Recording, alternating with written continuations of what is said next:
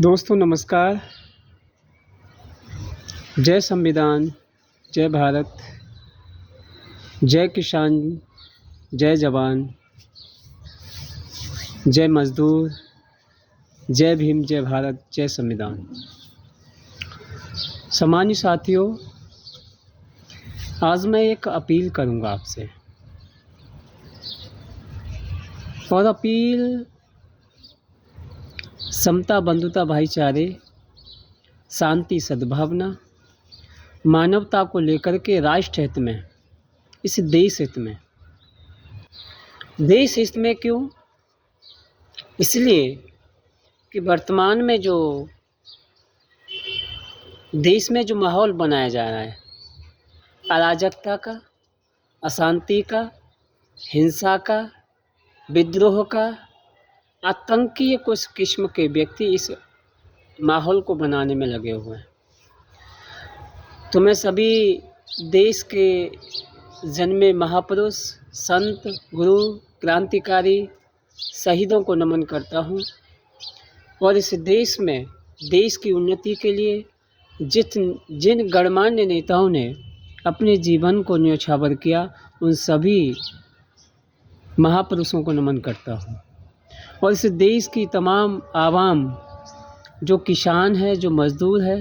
जो गरीब है, जो महिला है, आदिवासी है, और जवान है, युवा है, और इस देश के तमाम जाति धर्म के लोग जो इस देश की अमन चैन शांति चाहते हैं और इस देश को उन्नत भारत देखना चाहते हैं, इस देश में शांति चाहते हैं, इस देश में सद्भावना चाहते हैं। सम्मानित साथियों,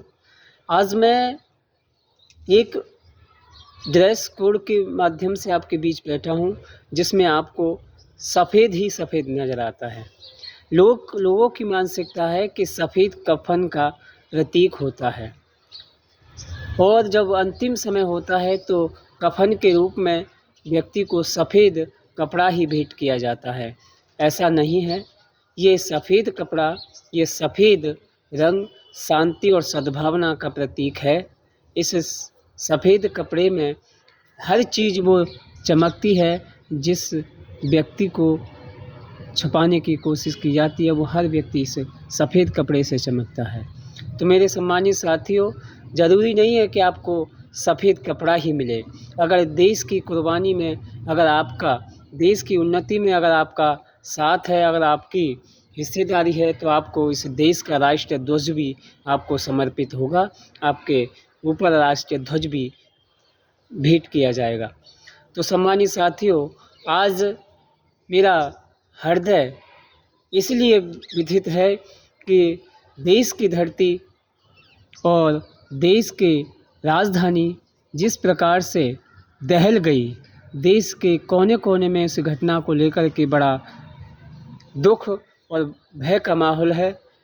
न जाने कौन किस्म के व्यक्ति इस देश के अमन, शांति, चैन, सद्भावना को बिगाड़ना चाहते हैं। तो मेरे सम्मानित साथियों, युवाओं, और इस देश के 142 करोड़ आवाम से मैं रिक्वेस्ट करूंगा कि मेरे बंधुओं, मेरे सम्मानित साथियों, बहन और भाइयों, क्रांतिकारी युवा साथियों, अगर हमें वास्तविकता से इस देश में शांति, अमन, चैन चाहना है और रखना है, तो इस देश को समान शिक्षा और इस देश में रोज़गार, उन्नति, इस देश में बेहतर चिकित्सा, क्योंकि हम जब तक शिक्षित नहीं होंगे, देश में